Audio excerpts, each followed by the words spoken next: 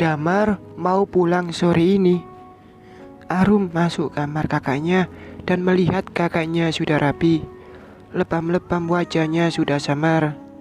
Iya, sudah kangen sama istri dan anak, jawabnya kalem. Padahal dalam hatinya ketar-ketir, takut diusir oleh Raisa atau malah dipukul lagi oleh Samson Betawi. Rasaf. Aku kok merasa aneh ya, Bang. Abang sakit kok nggak memberitahu Mbak Raisa, malah ngumpet di sini. Seharusnya seorang suami dirawat oleh istrinya sendiri. Apalagi Mbak Raisa itu sangat sayang sama abang. Pasti ia akan merawat abang dengan telaten. Atau jangan-jangan abang nggak memberitahu Mbak Esa karena abang kepergok selingkuh dengan istri orang, lalu dipukuli oleh suami selingkuhan abang. Arum nyeplos seenaknya. Damar kira ia sudah tenang selama 3 hari ini. Adiknya yang cerewet itu tidak menanyakan apapun. Rupanya hari ini ia bersuara dan tuduhannya telak pula. Halumu liar sekali, Rum. Nggak mungkinlah abangmu ini selingkuh. Mbakmu itu kan lagi di Depok, sibuk mengurusi pernikahan Vita. Aku nggak ingin mengganggu mereka. Lagian, kalau ada yang tahu kejadianku, pasti akan heboh. Mending seperti ini saja. Sekarang wajah abang sudah mulus, nggak bonyok lagi kan? Arum memperhatikan wajah kakaknya itu. Iya, udah ganteng lagi, walau masih ada sedikit biru-biru samar. Siap-siap bikin alasan biar nggak dicerewetin oleh Mbak Esa. Damar mencubit pipi adiknya yang cerewet itu. Setelah taksi yang dipesannya datang, Damar berpamitan pada kedua orang tuanya dan adik cerewetnya itu. Sudah dekat ke rumahnya, Damar melihat sebuah mobil sedan mewah berhenti di depan rumahnya. Ia minta sopir taksi menurunkannya sebelum sampai di rumahnya. Setelah taksi itu pergi, Damar berdiri di balik pohon di pinggir jalan, melihat ke arah mobil di depan rumahnya itu. Dilihatnya Raisa turun dari mobil tersebut, lalu diikuti oleh seorang lelaki yang mengemudikan mobil itu.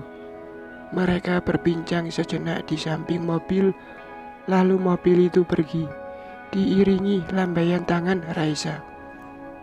Semua itu direkam oleh Damar dalam ponselnya.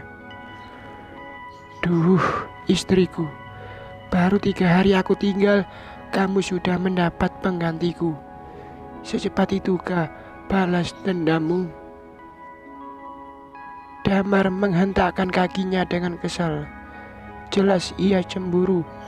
Jiwa lelakinya terluka, egonya sebagai suami tersenggol. Apalagi lelaki itu menunggangi Mercedes-Benz A-Class. Damar tidak begitu jelas melihat wajahnya karena posisi lelaki itu menyamping. Namun outfit yang dikenakannya menunjukkan kelasnya. Meski Damar sudah mengkhianati perkawinannya, tapi ia tak sudi kalau istri tercintanya ikutan berselingkuh. Raisa miliknya seorang. Assalamualaikum. Damar memberi salam ketika memasuki rumahnya. Hanya Bi Imas yang menjawab salamnya. Raisa yang berada di ruang makan segera masuk ke kamarnya dan tidak keluar lagi. Sedang Saka terdengar suaranya bercengkerama dengan Rasaf di kamar mereka. Terasa aura perang saat Damar memasuki rumah itu. Hanya Bi Imas yang masih mau tersenyum padanya. Bi, tolong bikinkan aku kopi ya. Maaf Pak, Bibi barusan disuruh ke warung sama Non Esa. Bapak bikin sendiri saja. Wanita itu bergegas meninggalkan Damar yang termangu dan terbengong. Ternyata ditinggal 3 hari, suasana tidak berubah. Ia tetap dimusuhi oleh semua orang. Tak adakah maaf untuk dirinya? Dicobanya mengetuk pintu kamar Raisa. Hanya sunyi yang didapatnya. Ia yakin Raisa tidak tidur, sebab ini masih sore, dan bukankah Raisa juga baru sampai di rumah? Ingat lelaki yang mengantar istrinya tadi itu. Emosi Damar kembali naik. Namun Raisa tak respon sedikit pun saat dipanggilnya. Pintu kamarnya tetap saja terkunci rapat. Damar menoleh ke kamar putranya. Terdengar bocah itu tertawa cekikikan, bercanda dengan omnya yang tukang pukul itu. Ingin ia memanggil Saka. 3 hari tidak melihat anaknya. Ada rasa kangen, ingin memeluk anak lelaki kecil itu. Tapi ia tidak mau bertemu dengan Ras. Ia benci pemuda yang sudah membuat dirinya babak belur itu. Selesai sholat maghrib, waktunya makan malam. Mudah-mudahan di meja makan nanti Raisa mau diajak bicara. Nomor 1, Damar akan menanyakan tentang lelaki tadi sore itu. Di meja makan hanya ada Bi Imas dan Hanum. Pada kemana yang lainnya, Bi? Damar bertanya sambil menarik satu kursi untuk duduknya. Barusan Non Esa sama Mas Rasaf dan Zaka pergi. Enggak bilang kemana. Damar mendengus jengkel. Ia semakin tak dianggap di rumah ini. Ini tidak bisa dibiarkan. Ia seorang suami, kepala keluarga di rumah ini. Raisa seharusnya siap melayani dirinya. Tidak bisa ia pergi-pergi seenaknya sendiri. Tolong ambilkan piring, aku mau makan, Bi. Tapi maaf Pak, ini nasinya tinggal sedikit. Lauknya juga sisa yang kemarin.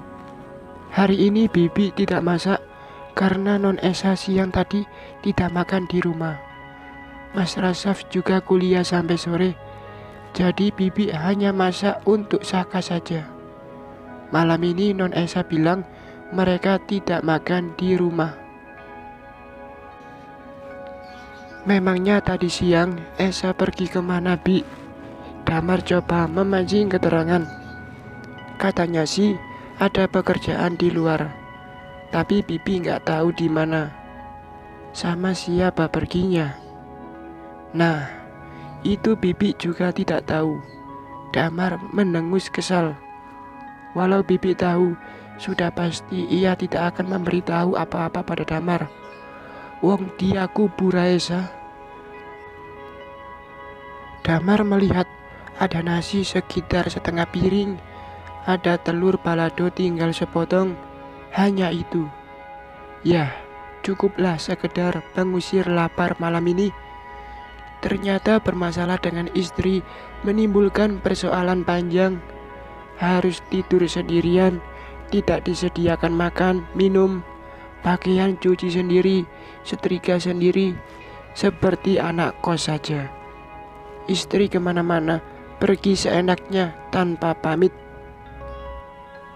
Hampir 2 minggu, ia dicuekin oleh istrinya sendiri, juga oleh anak kandungnya. Ia kangen pada Raisa yang biasanya penuh perhatian padanya. Damar tidak perlu meminta, Raisa sudah mengerti apa mau suaminya. Sudah paham kesukaan suaminya itu. Semua disediakan tanpa perlu diminta. Ia tidak pernah mengeluh masalah keuangan. Padahal sejak Damar membeli mobil secara kredit 4 tahun yang lalu, Damar tidak pernah lagi memberinya uang belanja bulanan. Gaji Damar yang tidak seberapa itu dipakai untuk membayar kredit mobil serta membantu keuangan orang tuanya. Kredit mobil itu masih setahun lagi baru selesai. Tak jarang saat tanggung bulan, Raisa mentransfer sejumlah uang ke rekening Damar karena Damar sudah tidak punya uang sama sekali untuk memenuhi keuangan rumah tangganya. Raisa ikut bekerja keras. Sering Raisa harus bekerja sampai tengah malam bertiga dengan Hanum dan dibantu oleh Bi Imas menyelesaikan jahitan yang menumpuk. Menjahit, itulah sumber penghasilan istrinya. Saat Damar sudah tidur pulas, ketiga wanita itu masih berkutat di sanggar jahitnya. Raisa tak pernah mengeluh. Ia selalu manis di depan suaminya. Seperti halnya saat ini, Damar hanya punya sedikit uang. Mungkin untuk beli BBM sampai akhir bulan pun tidak cukup. Mau minta sama Raisa ia tidak berani karena Raisa masih marah padanya. Minta sama Ayuna. Ingat Ayuna, kelelakiannya meronta sejak Raisa pindah kamar tidur. Sejak itu, Damar tidak pernah mendapat kenikmatan cinta dari istrinya itu. Tapi ia masih mendapatkannya dari Ayuna.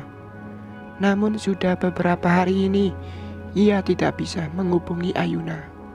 Sepertinya ponselnya mati, sehingga Damar tidak tahu bagaimana kondisi wanita cinta terlarangnya itu setelah dipukuli ras hari Minggu kemarin itu.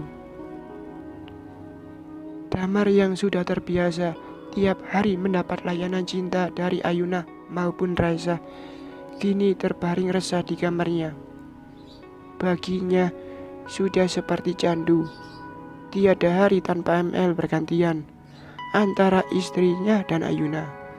Malah sering sorenya Damar bersama Ayuna dan malamnya sama Raisa.